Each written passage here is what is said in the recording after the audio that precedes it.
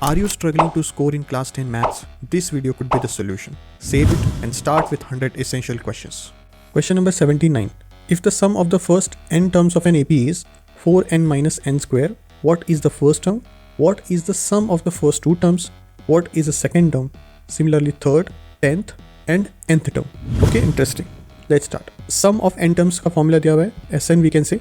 So Sn is equal to 4n minus n square. Now, सबसे interesting चीज़ कि S1 is actually the first term, right? Sum of the first term का मतलब क्या होता है? First term itself. So you can write A is equal to S1, put n equal to 1. So 4 into 1 minus 1 square. That will give you 3. मतलब कि जो AP है उसकी first term क्या है यहाँ पे 3 है. Now sum of the first two terms S2. So S2 is equal to n की जगह 2 put करो. 4 into 2 minus 2 square. 4 into 2 8. 2 square is 4.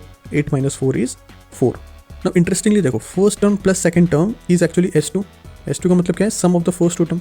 First term plus second term equal to S2. So first term we already know, S2 we already know. So we can calculate the second term, right? So second term is equal to S2 minus first term. So S2 minus first term will be 4 minus 3 and that is 1. So we got first term, we got second term. Now you can easily calculate common difference. Second term minus first term. So 1 minus 3, that is minus 2. Nth term formula, an is equal to a plus n minus 1 into d.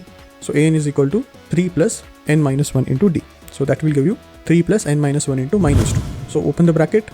That will give you an is equal to 5 minus 2n.